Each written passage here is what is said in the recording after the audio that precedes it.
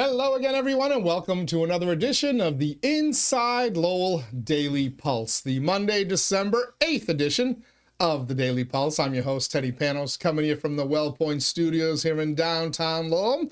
Kicking off a brand new week here on the show that keeps its finger on the pulse of Lowell and the world around it. And today, we're going to do an awful lot of that, Lowell and the world around it. And you know, who better to do it with on a Monday morning than my good friend, Marty Laurie, former Lowell City Councilor, now one of the top political pundits in the city. Monday with Marty, as we like to call it. I don't know about that, but, before we start, George O'Hare's being waked today. Oh, yes. Yes, pay our respects and the best to the family, and very sorry for George. Was a wonderful guy.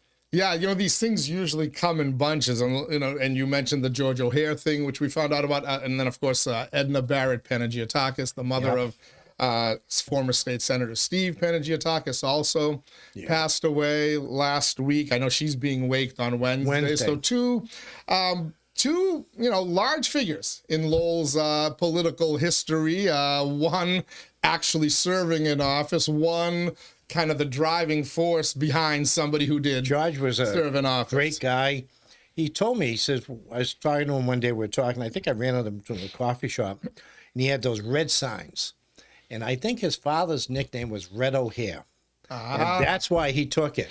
But he was a wonderful guy. He served the city in many ways.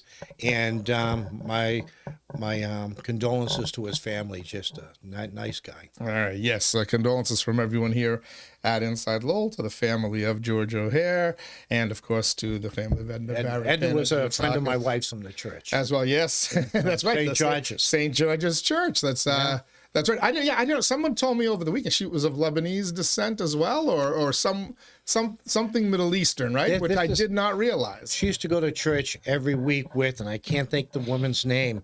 She was a poet, and she lived in the Highlands. And this is terrible. I can't think of the woman's name. She was very nice. And they would go to the church, St. George's, every week. All right. So thank you for the reminder on both of those, Marty. We send our note along. We've got a lot to talk about with Marty Laurie on this Monday with Marty. First, let me thank my Daily Pulse sponsor, Ray Booten, licensed realtor in Massey and New Hampshire, certified appraiser in both of those states as well. So if you're looking to buy or sell a home, a business, or a commercial property, get in touch with Ray today. And the good news is you can find him easily enough online. realestaterayBooten.com. That's realestaterayBooten.com. Thanks as well to our friends at WellPoint for hosting us here in the WellPoint Studios. It's the only health plan offering healthcare benefits exclusively to Massachusetts GIC members. At WellPoint, your whole health is their whole point. Thanks, WellPoint. Thanks, Ray.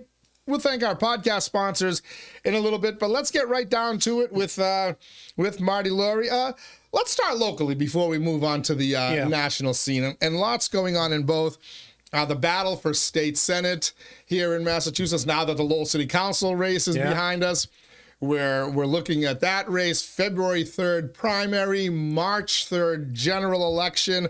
Both will have lots of activity because now we're finding out there are multiple unenrolled candidates in that race who will appear on the March ballot.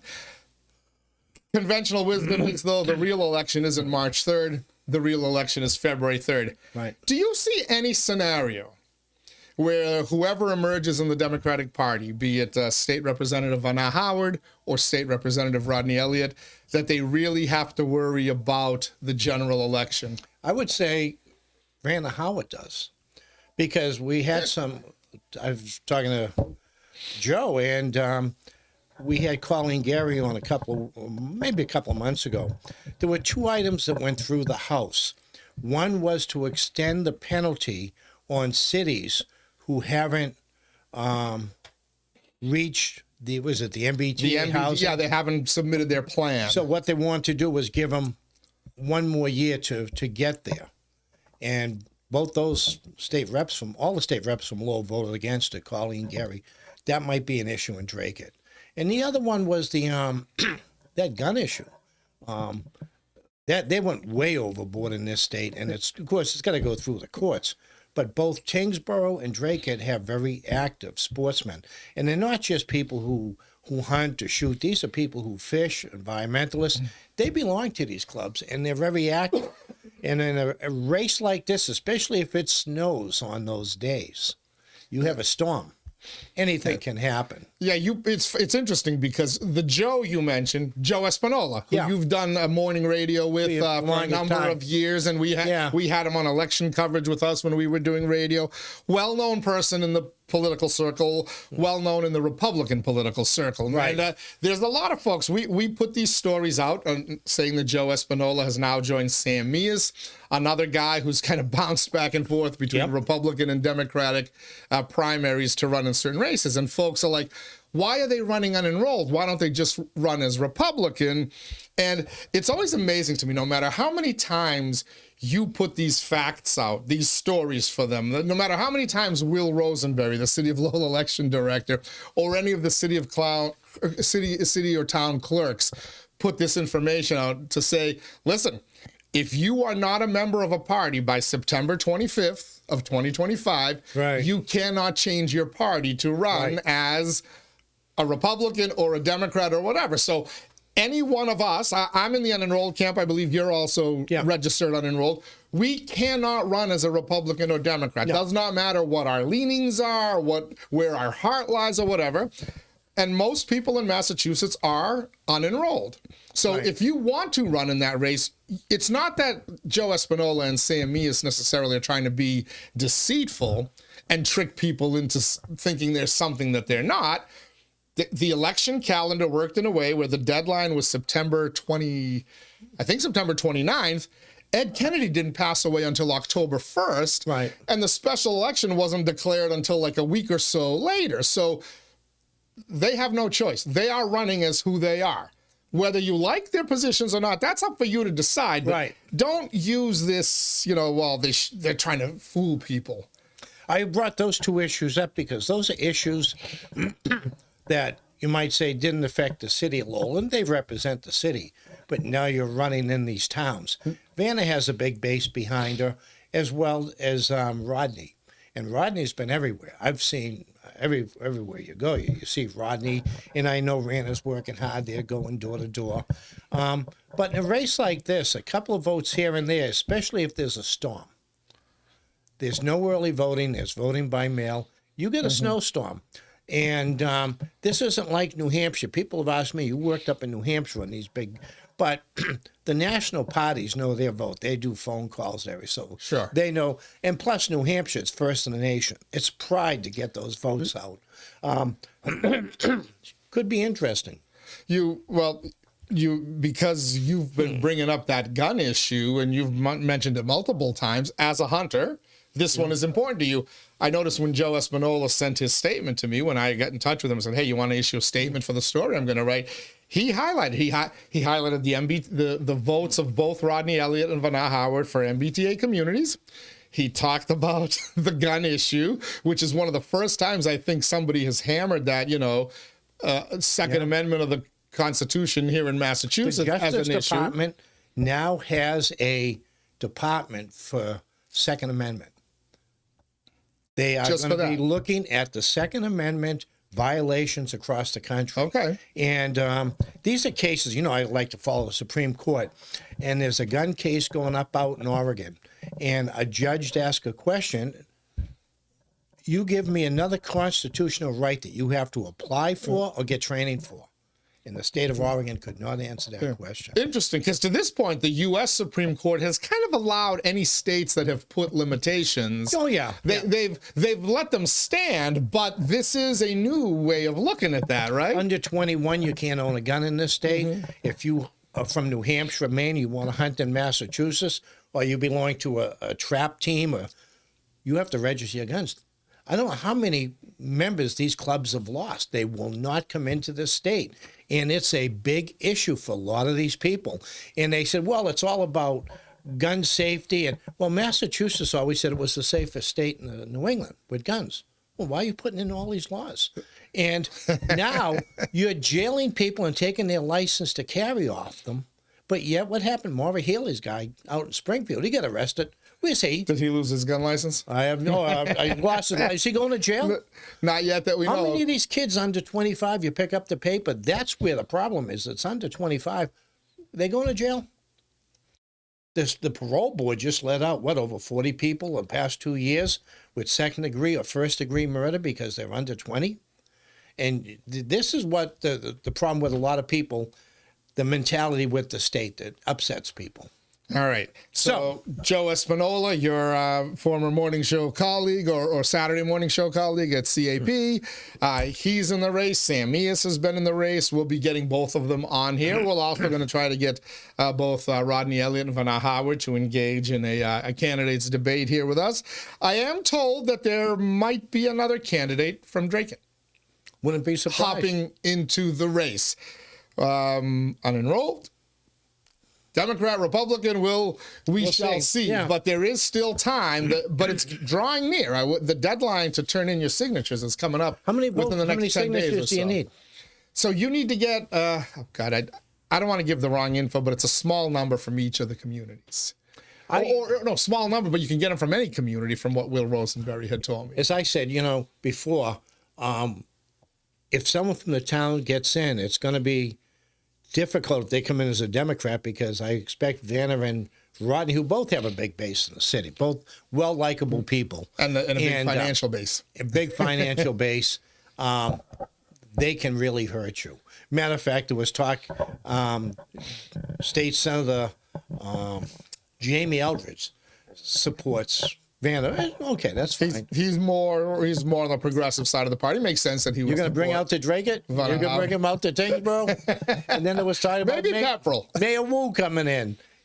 These people, these towns are more conservative than Lowell. Yeah, you're not a big fan of bringing in the outside endorsements. You've long held that you bring in the endorsement, you bring in the endorser's enemies as well. And given that Michelle Wu now finally had the reveal, what is it, a 13% tax hike? Yeah. For Boston residential property owners? Am I getting that number correct? Is it 13%? And what surprised me, she went to the state legislature and she asked that they could put a higher tax burden on the businesses, which is what they do in Lowell. And they said no. The split rate, yeah. Yeah, so I was surprised. And, she has her hands full down there. She really does. And but 13%, Lowell's going to be high too. So, all right. So we saw a story yesterday, Jerry Nutter. Yep. Nutter's Sunday Notes. By the way, go to InsideLowell.com every Sunday. Jerry Nutter writes a weekly column, and he delves into some of that behind-the-scenes stuff. Not so much behind the scenes here. The story was actually reported by this online or email publication. Yeah. So if you, for Beacon Hill, State House issues or whatever, there's two kind of e-blasts that I get. One of them is State House News, and the other one is called the Master List, MASSTER list, which gives you some stuff, what's going on up there on Beacon Hill, some good behind-the-scenes gossip maybe. Back in November, there was a vote taken, and it was recorded that Vanna Howard voted. On what nobody ever said what the issue was. No, I asked last night. That was a question I had myself. What was the issue? I don't know. This is what's been going on down the State House for years. I believe you can, if you ever remember the State House, have someone press the button for you. Mm-hmm. This is more of a reason to vote for Diane 𝐥𝐲 for governor and get Diane to go down there. Vanna did nothing wrong. And when I read the story and I heard this going around the city, Vanna didn't do anything wrong. This is what they've been doing for years. So it's called shadow voting. Yeah. Is the issue where you're not on the floor and then somebody just presses the button for you. The way the story goes, I believe the date was November 18th. There was a report that Vanna Howard did not vote and that she was at a fundraiser in Lowell on that night for her. It was I think it was her kickoff announcement for her campaign or whatever the case may be. Initially contacted by this master list, whoever, I forget the name of the person who authored the article. She said, I voted, and I went late to my thing in Lowell. And then someone reviewed the videotape. of the room, and she did not vote. There was another state rep who, by the way, is unnamed. Nobody has named this state rep, who the video shows to have leaned over and what they believe was pressed a button on her desk. But you can do that. This used to be a huge controversy on Beacon Hill, and supposedly they've kind of reined it in now, right? People are showing up, and you can also Zoom right now. Since COVID, you can in the Senate, you can vote through Zoom. In the House, you cannot, though, right? Right, and on the Senate, you can. But, you know, they keep saying they tightened it up. But did they ever ban it? No. It's a way, to me, it gives the power to too much power to the speaker, which is, as I said, this is a Diane DiZoglio issue. It's funny. This has been going on for years. My understanding down at the State House, and now it's an issue with Vanna because she's running for state. She just happens to be running for state Senate, and now it's an issue. So I don't know. I'll tell you, another issue that's going to come up in that state, right, is the prisoners, the incarcerated prisoners. They spent, what, $12 million on phone calls in the state. They passed a bill, and I don't know how our delegation voted for it, but they used to have to pay like so many cents every 2 minutes. They gave them free calls. And Colleen Gary was on my show, and I asked her about it. You know, they're supposed to be going to classes and going to get help, and they're on the phone. Okay? So, welcome to Massachusetts. But I don't know if anyone from this district supported that. That could be $12 million. We'll talk a little bit about what else might be hidden in Massachusetts and why they're so hell-bent on keeping Auditor DiZoglio from getting a look at what's going on behind the scenes. But so you say the shadow voting thing, not a big deal. To me, it's not a big deal. Is it going to flip anybody's mind? Is anyone going to say, well, you know, because the thing with Vanna Howard is she's everywhere, right? She's at all these community events, and she's very nice person. And she's always on Beacon Hill voting no matter what's going on. I see this as a shot saying, well, is she really on Beacon Hill voting? Are we going to see people now start looking at the tape from all these other votes to see? They probably will. How many was she there for? How many was she wasn't? But the bigger thing, how about everybody else? Who else gets in trouble because of now, this, right? Now, did she violate state rules? No, she didn't violate. I think there was a house rule that you have that frowns upon it, right? It frowns upon it. Right. It was allowed before. And I think it was one of the House speakers that Jerry mentioned in his column that it came to light. The bigger issue for me is that you can vote by video on a state. How many of these people are getting per diems and not showing up at the State House? That's a Senate thing, right? That's a House thing, too. Can they vote by video in the House? No. People, I think the Herald did a spotlight team on the State House. People who weren't showing up, but yet getting the gas mileage, right? And I don't know if they're entitled to it anyway, but that's another issue down there. Yeah. All right. So more to come. I have a hunch if we're starting this early in the campaign with some of these stories, I think we're going to see a lot more of these stories coming out about both Representative Howard and Representative Elliott. And they're both nice people, and I just hope it doesn't get carried away. So you'd figure in Lowell, it's already baked in, right? The people who are going to support each one. In Lowell, I mean, how many undecideds are there really? Maybe, there's probably a few people who are outside their districts who've never had to vote for them before that will have to pick one or the other. But ideologically, in Lowell, where this is a primary, the people who are going to show up and vote on February 3rd, they've already made up their minds in Lowell about Vanna Howard and Rodney Elliott, have they not? No, I think so. And I was on here and I said one of my questions was how the Highlands go, because she has South Lowell and Belvedere and Rodney. Right. And Resna has a big following out there. And I wonder if that doesn't help her. She has the other state rep out there, Tara Hung, one of the nicest people I ever met. Tara's really a nice, I don't agree with them on issues, but a good, classy individual. And then now the ACA, you have Sidney Liang. Yeah. So I think that helps her over there if they come out to vote. That's the great unknown. There's no storm. Do they come out to vote? Who they are when they do? If I'm running for state senator in that primary, I'm asking my key supporters to vote by mail and ask their family and friends to vote by mail in case there's a problem that day the ballots are in. I would think that get out, they call it banking the vote, right? To get your mail in. I would imagine that's going to be a huge part of this Democratic primary. I would think so. Because it's not New Hampshire, it's not first in the nation, it's a special primary. Look at the last election here in the city.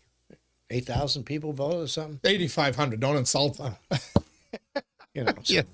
Well, maybe they can try harder to register more people to vote. Yeah, I don't know. The more people they register to vote, the lower the turnout gets. Have you noticed that? Oh, yeah. Because they're registering people to vote who don't have any interest in voting. And the other thing that kind of hit me, like everyone talks about, 61% of the voters in Massachusetts are now unenrolled. Yeah, you know why? Because when I go to renew my effing driver's license or my registration and you tell me I have no choice, you're automatically enrolling me, then I'm going to enroll as unenrolled. I'm probably not going to pick a party and whatnot.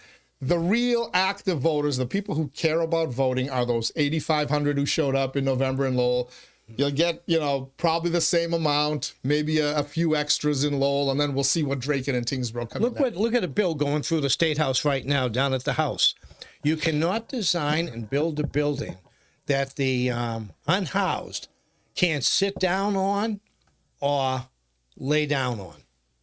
I saw it in the paper today. You look at the paper today, they have the House Lowell Sun, I believe it was in the Sun. In the House, they have the roll call. Yeah. And there's a bill working through. You cannot design or build a building in the state of Massachusetts where the unhoused can't lay down on it or lean up or sit down on it. What does that have to do with building the building? It's called unfriendly building or something. It's small. You can't put like those bird things like people put to keep the birds from getting. You can't even design a building now. Walking up here, because I used to be the mailman downtown, I looked. They have the nice big wide open steps. One of the nicest buildings just redone. Someone defecated on the stairs and it's frozen. But if this passes, you won't be able to build or design a building where the unhoused can't lay down on it or... Now, Good old Massachusetts. I felt great the other day. For about 2 hours, I went to the book sale in Concord. I love book sales, library book sales. Get out of everyone says hi to me. Hi, how you doing, right? No one asked me for any money. I didn't see anyone down there laying on buildings or any of these towns. It's always... the cities. And I think back to when Michael Dukakis was governor, and I could see his point. He wanted social services in the cities because of the buses and trains. It would make it accessible for the poor, the handicapped. So all these state agencies were going to go into downtowns. To me, it made perfect sense at the time. But no one has kept up with the Dukakis dream, let's call it. So to be continued. We'll be looking more and more at that state Senate race and all the developments in it. Of course, stay with Inside Lowell for the latest developments, either on our website, InsideLowell.com, also through our social media, and of course here on the Daily Pulse. You're tuned into the Monday, December 7th edition of the Daily Pulse. It's a Monday with Marty Laurie, former Lowell City Councilor turned political pundit, joining us here. We got to talk about that high school vote last week because, there were no new developments over the weekend, which in and of itself is a new development. I'll tell you what I mean. Plus, we want to go national for a little bit because there's just some insane things happening nationally. But, it hit me over the weekend. If it's happening in Minnesota, which is really kind of an inconsequential state of 5 million people, well, it's happening in California, New York, Massachusetts. We'll tell you what we're talking about. First, let's thank all of our podcast sponsors. Of course, my Daily Pulse sponsor, Ray Booten, licensed realtor in Mass and New Hampshire. Find him online, realestaterayBooten.com. Thanks as well to WellPoint at WellPoint. Your whole health is their whole point. Washington Savings Bank, banking that goes the extra mile. Make the switch now to Washington Savings Bank. TMI Properties. TMI Cares, developing and managing their own properties for over 30 years. Experience the quality, the care, and the value of making TMI the choice for your home.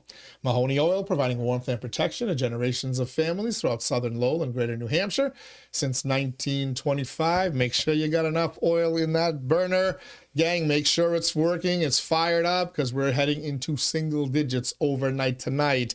If you need them, Mahoney Oil, just a phone call away. And of course, thank you to the Greater Lowell Community Foundation, improving the quality of life in our communities through strategic, impactful philanthropy. Thank you to all of them. Thanks again to Marty, Lori, for being here. All right. Last week, Lowell City Council voted to not fund the extra, we'll round it up to $40 million, the cost overrun for Lowell High School. They actually voted 7-2 in favor of funding it, but you need 8 votes for a funding vote like that. 2 counselors not there that night, Vesna Noon, Corey Robinson. I spoke to Corey Robinson. He told me he doesn't know yet how he would have voted. He hadn't really looked at it, or at least that was the case last week. Vesna Noon, it was believed, probably would have voted to fund the extra $40 million. Would have given it the 8 votes to pass. It didn't pass. So now the high school, there's $40 million missing from the budget that the construction crews, the architect, and the OPM, the owner's project manager, Skanska, need to finish the school as it was designed. Maybe need a few more, as they'll discover, but we'll get to that in a little bit. So the first hope that something could change was that one of the 2 counselors, Eric Gitcher and John Dakota, would file a motion to reconsider. Right. So that, because that's the only way the vote can come up again. Otherwise, it's final. Right. The deadline was noon Friday when the city council agenda comes out and is released. Sure enough, neither one of them filed a motion to reconsider. So that avenue is now gone. There are 2 other ways that this high school project can continue and not run out of money. Number 1, value engineering, where they've got to cut certain things out of the project to save the money that the city council would then approve a new loan amount for. Didn't they do that originally? Okay, just asking. It's been done before, 1997, 1980. But Jim Dowd from Skanska, the guy who gets his balls kicked in every time someone has to appear and answer for this, said, can't value engineer anymore. You promised the MSBA you were going to do X, Y, Z. Right. So you can't do that. Now, interesting that we promised the MSBA that, we would build X, Y, Z, so we can't go back on it. Didn't Skanska and Suffolk and everybody else promise us they could build X, Y, Z for $348 million or whatever that number was? Yeah. How come they can go back on their word, but the city of Lowell can't? I was surprised at that bid, because you and I did a show every week, and I came out right away and said $400 million. And you said, well, no, I said, Teddy, I'm talking to people in the industry. They're telling me 400 right off the bat. I think, and again, go back to when we started this process, I said the city should have a clerk of works, or they should have someone come in who oversees their benefit in the project. And I was just talking to Jerry, and Jerry said, where do you get the money? I says, doesn't, you take it out of free cash, take it wherever you want. $100,000, $200,000, have someone there. And again, this wasn't me. This is people I was talking to in the industry, former inspectors, and get a clerk of the works over there to that protect. Motion was filed in the past. Before we got down on the road, there was a discussion, should we have a clerk of the works to look at this for the city of Lowell? I'm going to get back to that in a quick second, but just to wrap up that, what else could happen? The Skanska, Suffolk could come back to the city and say, all right, how about $38 million? Right. We'll find $2 million here. We'll screw the subcontractors. We'll cut our profit down, whatever. To date, no information that has happened, or that there's an appetite on the part of Skanska, Suffolk, or anybody else to make that happen. So we are sitting here in limbo. As a result, the motion was filed on the city council agenda. No motion to rescind, but there is a motion to hire a clerk of the works from here on out. Take this project from here on out. You said that was something that was discussed before. You thought it was a good idea. On the radio, I talked about it. And again, it's not me. I'm not in the industry. People I reach out to have all said this. You have your own person in there to oversee what's being done, to protect your interest. Okay. Okay. Can I remind everybody and you that in the 1980 renovation and in the the 1980 was a construction and renovation. Right. 1997 was a renovation. The city of Lowell had a clerk of the works for both of those projects. Yeah. I remember very well. Billy Keeley was the first, Right. and then I believe Diane Prudo-Bruin. From the university. Who came within a whisker of becoming city manager, ultimately losing the seat to Bernie Lynch. So the city of Lowell has had a clerk of the works. Both of those projects ran out of money and cut services out. Now they don't have a clerk of the works. They have what's called an owner's project manager mandated by the MSBA, Massachusetts School Building Authority, probably because clerk of the works couldn't handle these tasks either. So now the OPM is same thing. They've run out of money, unforeseen circumstances, and they're demanding more money, and they're telling you we can't even value engineer this time. I don't know. Why? Let me play devil's advocate here. Why even bother hiring the clerk of the works? Because it's no guarantee you're going to get what you paid for. And also, you do run into the legal issue. You sign documentation now with Skanska, with Suffolk, and with the Massachusetts School Building Authority, which puts Skanska, Jim Dowd, in charge of this project. So if you hire a clerk of the works, let's say they hire you. You're a construction expert. They hire Marty Laurie.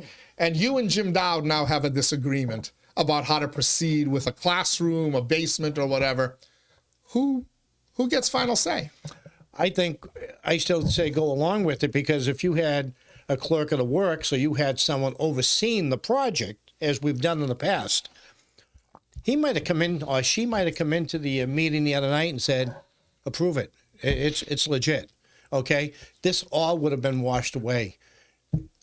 Construction in this state is out of control right now. The cost. Look at Lexington High School. I don't think it's the size of Lowell High, and they are way over budget. This is just going on around the state. Unfortunately, Lowell is building a high school or renovating at this time. It's really incredible. I've talked to at least 2 architects, and I says, they said, construction costs are through the roof. The other thing that surprises them, it hasn't slowed down. Usually when the costs are crazy, it slows down. Nothing. Not in the government sector, because the government just on an gravy train. Look, Rourke Bridge, 100 million, 150 million, 160 million, 180 million, 200 million, 260 million. We're at 303, and that cash register's still ringing up. You think the Rourke Bridge is going to get done for $303 million? We talked about this. With Skanska, the same OPM? When I was on NEMCOG, and I'll go back, we talked about this in the past, 2027, 2028 were the dates I've been giving you now for how many years? 13 years? Mm-hmm. Those are the dates. It was $68 million.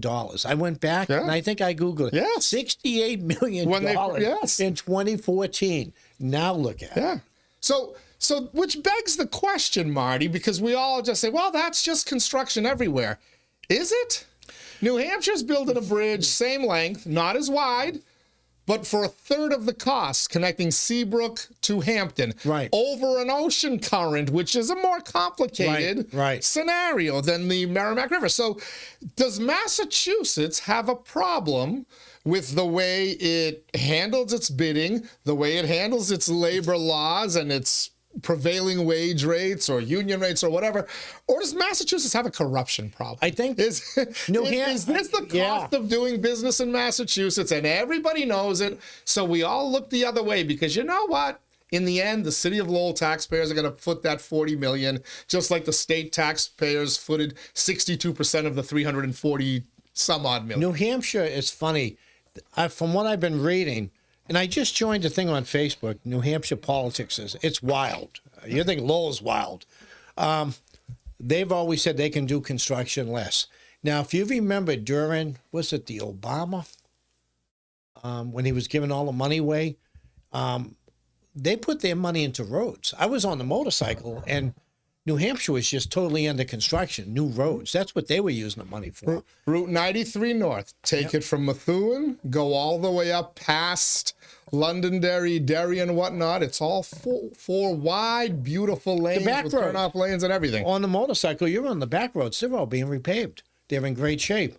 I don't know. I I'm not in the business. I got a feeling that either John or Eric may come in and ask for a revote on that. They can't now. They didn't file that motion. Well, you only have a week, don't you? They need to. You have until Friday. That's at right, noon. too. No, So you're that's what when the agenda came out and there was nothing on there, and I had spoken to John Dakota, and he said, unless Suffolk comes back with Skanska comes back with a new number, I'm not filing a motion to rescind. So now.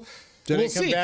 Can Tom Golden find a path with them? Can they negotiate? Can somebody say, Bill Samaras? I talk to Bill Samaras every Wednesday. He says there's a way you can phase the schedule of the classrooms to speed up that time frame. Where they tell us, the big cost is that one extra year. That's where most of the money is. Bill Samaras insists to this day. And he did it in 1997, where he worked the schedules and whatnot, and who was in what classroom and where and whatnot, where he says he can save time. Nobody seems to want to listen to him, or people have listened to him, looked at it, and said, nah, he's wrong. It's funny. I was talking to someone recently. We were talking about the election in 2021, the unions looking to get, what do they call that? Get all the work. And would they have been responsible for the over cost now? Maybe. Yeah, the labor agreement. If they had signed, the city had a labor agreement with the unions, and this is all labor related, would they have been responsible for the overruns? Interesting. I brought it up to someone, and neither one of us was sure. But you look back in hindsight.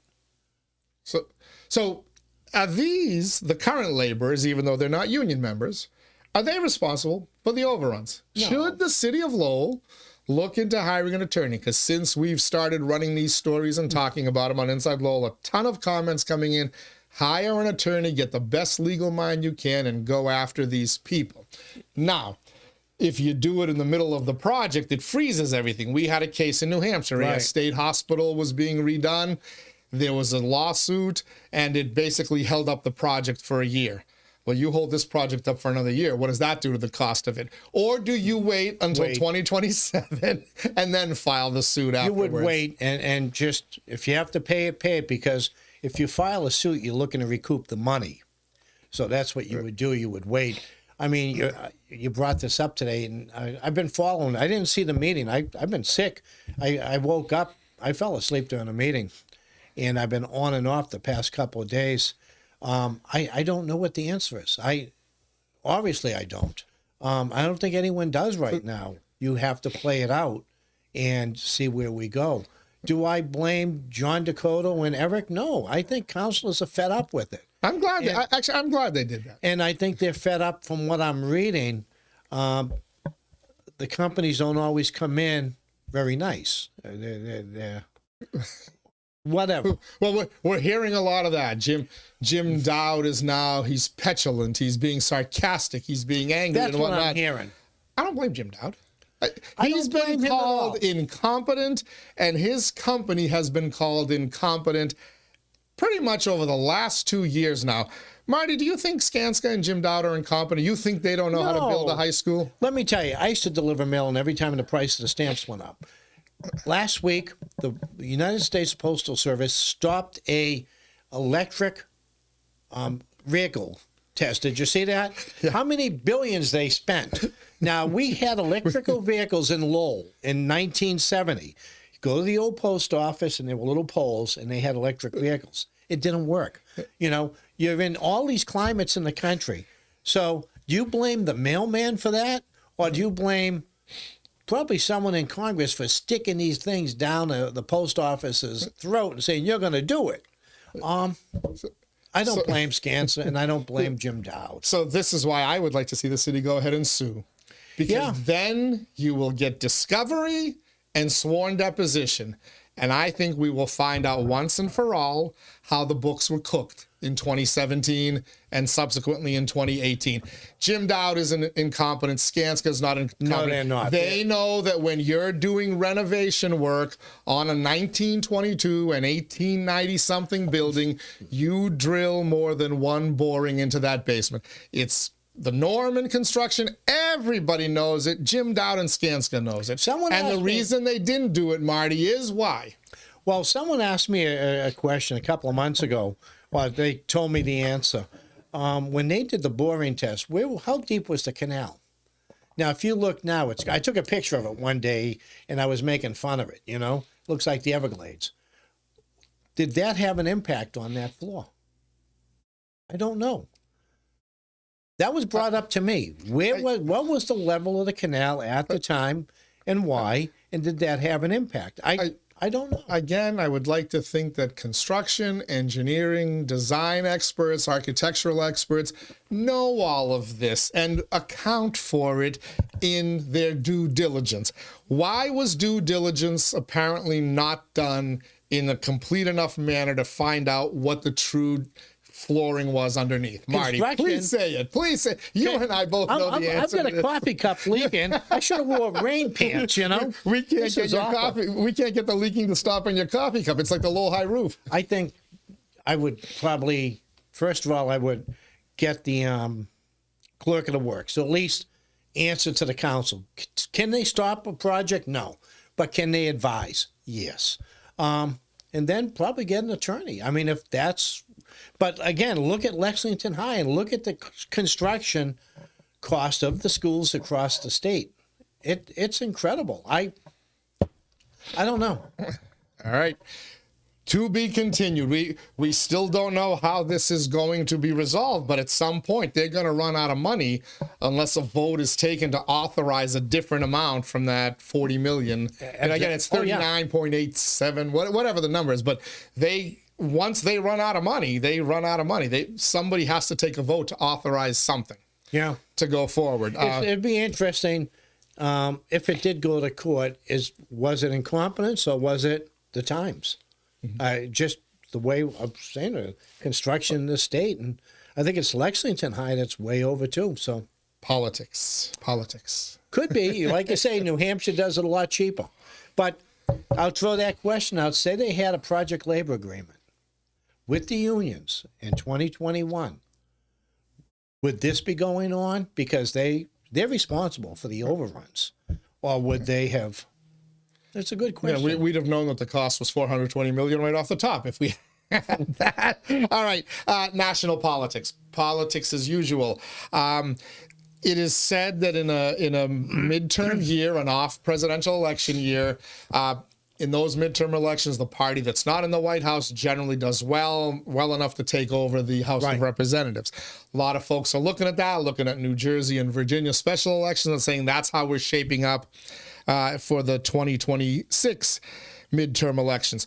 Folks are also looking at the number of candidates who have already said we're not seeking re-election to the United States House of Representatives. The number is very, very high, higher among Republicans than Democrats, which again is the norm in a midterm election. But traditionally, historically, most of those announcements that I'm not running for re-election come between Thanksgiving and December and Christmas. Well, here we are in that period. Long before we got to that period, that number was sky high. Did everybody just make that decision early, Marty, or are we about to see an avalanche over the next week and a half of congressmen and women in Washington, D.C. saying, I am not seeking re-election. I don't want to do this anymore. People in both parties are fed up. They're fed up with the left, and they're fed up with the strong arms of the right of the Republican Party. I was reading Indiana, which is a Republican state, red state. Yep. They want to go to and change the congressional. Now, why? It's a red state. I was reading yesterday, some of the people out there feel they're being threatened, and it's not right.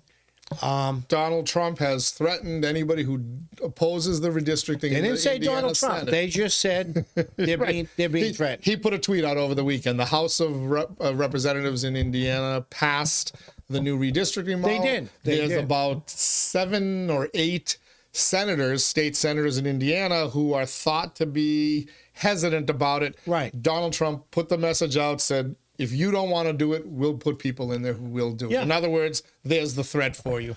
Does that work? California jumps in and they're doing the same. I don't believe in gerrymandering. I never did.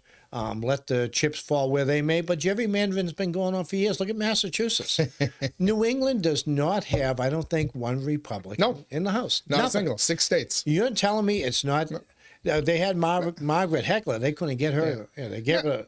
Now, in fairness, look, Vermont, Maine, New Hampshire, they only have 2 Congress people anyway, right? So, how do you draw a district? But Massachusetts continuously finds these unique, look at Laurie Trahan's district, look at the 3rd district. Right. It literally runs sideways across the state. How many congressmen from Massachusetts do you have inside 128? And then you come out. Bunch. Laurie Trahan, you have 1 out in Worcester, maybe 2 out there. Yeah, because Moulton actually falls inside 128, right? Yeah, absolutely. And then you have, what was his name? He was out in the western part of the state for years. No, Neil's, you don't want to lose him. He was in charge of the money down in Washington. He was on that committee. And, but it's amazing. Now, of course, they're going to say that's where the population is. But I don't know. I always thought Massachusetts gerrymandered. That was my own opinion. So what is this setting up to be a typical midterm? Or is it too early to tell because we don't know what the end result of all this redistricting is going to be, and ultimately we still don't know what the economy will be like come September and November. It's going to be the economy. If I can't blame Donald Trump. Everyone's, Donald Trump's doing it. He's been in office 11 months. You don't turn around. He made some mistakes on tariffs on food. He knows that now. That's been pulled back. Some of the tariffs, some of the big unions are still backing him because their members are getting to work. If the economy turns around, the Republican Party will be fine. From the polls I'm seeing, they still have a good size advantage in the polls over the Democrats on issues. Right. Who do you trust for X issue, Y issue, on whatever. issues. But that too could change, right? I mean, we're a long way off. The media is having its feast on Trump. This thing, he won on immigration. Now, every time they deport someone, they're crying. These people, no, they didn't do anything. They're here illegally. Okay? The problem out in Minnesota, are those people collecting benefits? Minnesota. Yeah, that's...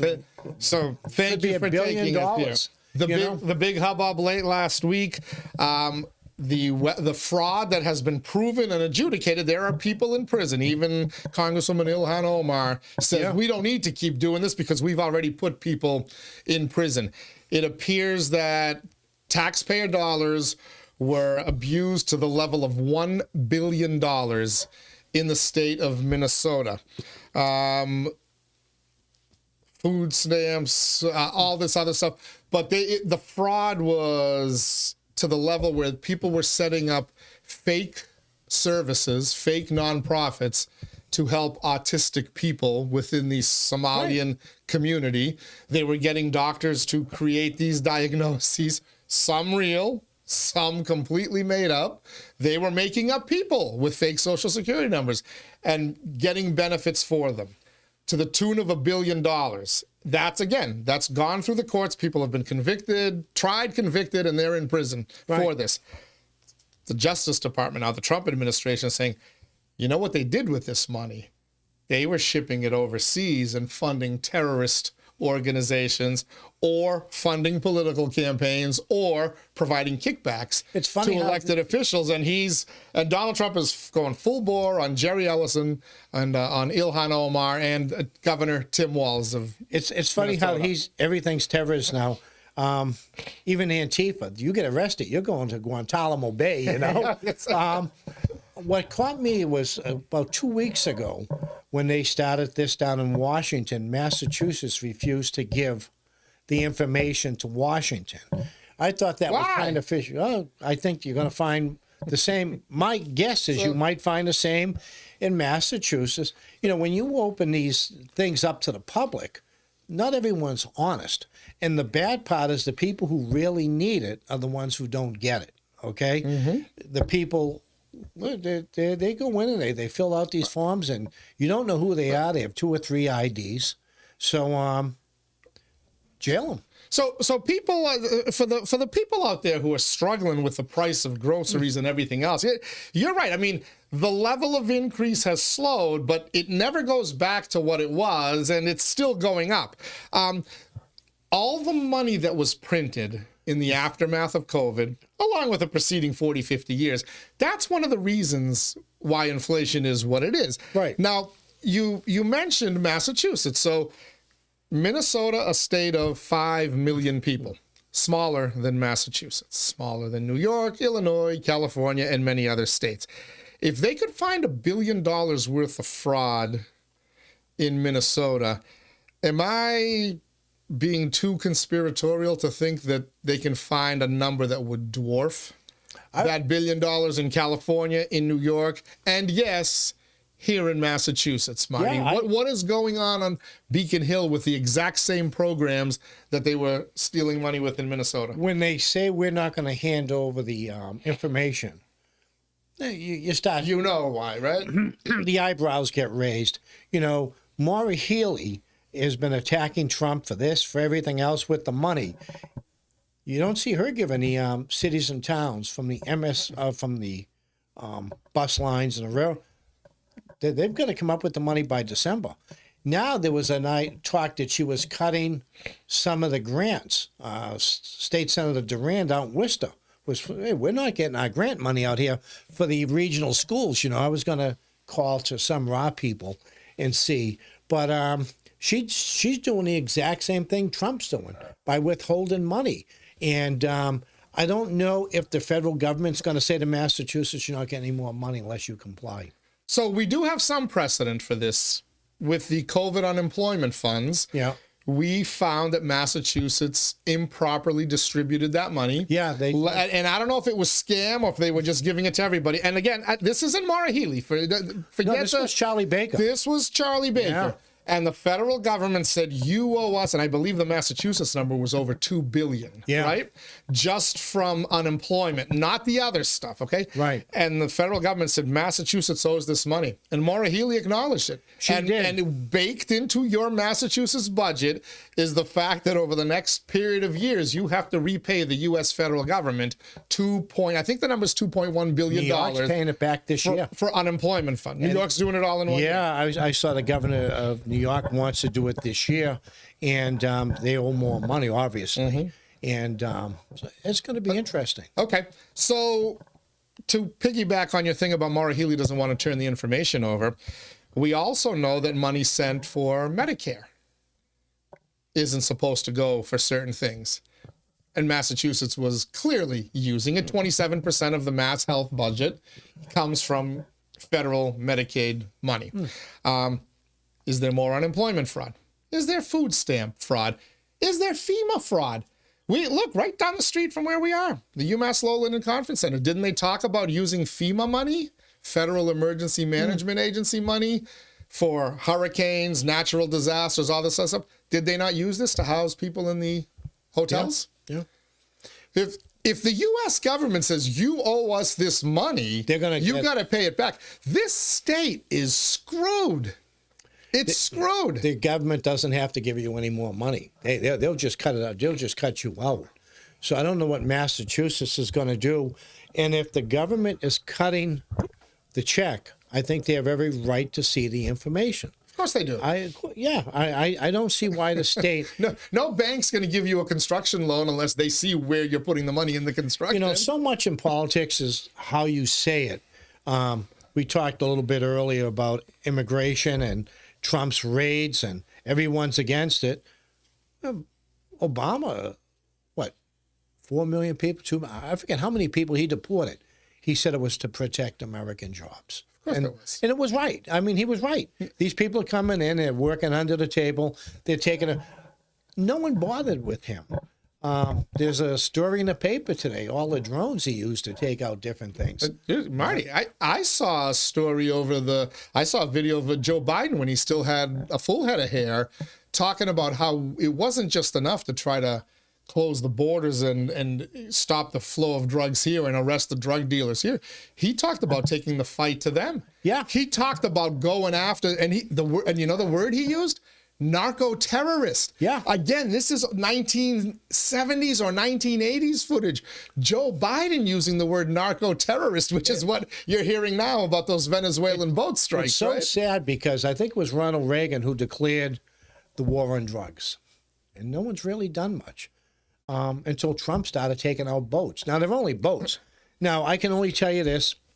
Back in the 80s, I gave out post office licenses. I gave out the test. And at one point, if you were in the service, you could get out early if you had a job. I gave a guy from the Coast Guard the test. He was down in Miami, and he came up to Boston. He was getting released. So I was giving him a test. And I says, Miami Vice and all that. I said, how bad is it? He says, we pull up to boats. We have to call in the Navy to back us up because they're better armed than we are. And that was a guy telling me that in the 1980s. So if they're taking out these boats and, this thing, American lives are in danger. Oh, they're 30 miles away. I don't know how many people are in danger. But I don't feel bad for the drug dealers. I just don't know. We've lost one or two generations of Americans to drugs in this country. And we're still losing them. And we're still losing them. We've lost an entire generation at least. And we're worried about them. Speaking of which, and we may have more on this on tomorrow's Daily Pulse, story in today's New York Post, they had to rush like 45, 46 people to the hospital emergency rooms for having severe medical reactions or overdoses at New York's shooting galleries. Oh, really? Safe injection sites. Or I'm sorry, what's the proper term again? Overdose prevention centers. New York just had to rush like 46 people. The Herald had a story in the paper how many needles Boston's given out. Over 4 million. Yeah, I sent it to Corey and Eric. It's incredible. And you have the people living there, the communities, and this and that. I don't know what the answer is, but I know one thing. If they're taking out drug dealers coming into the country, from what I understood back. What is in those barrels, by the way? I'm hearing that they're taking out innocent people, that they're not really shipping drugs. They're shipping food and provisions. Do they ship provisions in on speedboats in like oil barrel drums, or do they put them on a loading dock and they put them on big boxes and ship them into when the wall naval came yards? down? Help me. I'm kind of dumb on this. When the wall came down, they were wondering what happened to the Soviet fleet of submarines. Okay, they figured the Russian mafia was involved, and they were selling them to drug dealers and to bring in drugs. It's such a huge business. But I don't see anyone sneaking into the country on a drug boat. It was so easy to walk over the border for years. But I don't know. I don't feel bad for them, and it's just a political issue with the Democrats, and they're pointing fingers now. These are war crimes. It wasn't a war crime when Obama did. We invaded, okay? Obama, and God bless them for doing it. They went into Pakistan to get bin Laden. They didn't. I don't think they told the Pakistanians they were coming. We went into another. God bless them for doing it. Right. I really do. But that's the difference between a guy who's president and the House and the Senate. They're using this, I think, as political. Look at who wants to run for president. Rami or Rahm Emanuel. Yeah. He can't get it. They're not going to give it to him. He's too centrist. Yeah. Imagine that. Barack Obama's chief of staff, too centrist. I thought Obama for did today's a good Democratic job. Party. I thought he did a good job. But Obama was smart enough when he talked. He, like immigration, they're taking American jobs. They're taking out, God bless them for taking out bin Laden. But yeah, we do things around the world, and presidents have to make that decision. And unfortunately, you have congressmen and senators who try to, and they did it with Obama, to try to make themselves more than they are an issue. So, all right, lots going on. We're going to pause it there. Marty Laurie, always good to have you here, my friend. Nice to be. I don't know. I'll clean this up. We got to get some value engineering on that Dunkin' Donuts. Head with the high school. I'm over here. I left houses without gutters dryer in a rainstorm than I am with it. You're gonna have to send that outfit to the cleaners. Thank you so much, Marty. Thank you. I don't know if we'll have you here before the holidays. I don't know. We may. If not, Merry Christmas to you. And we got to make our date for our New Year's prediction show as well. Oh yeah, that's going to be fun. I've already started on that. Yeah. All right, perfect. I'll look at what the first Monday is in January, and we'll biggie. tentatively hold that one. Hey, well, let's review. I said the Republicans would be in trouble. They'll start leaving Trump. They are now.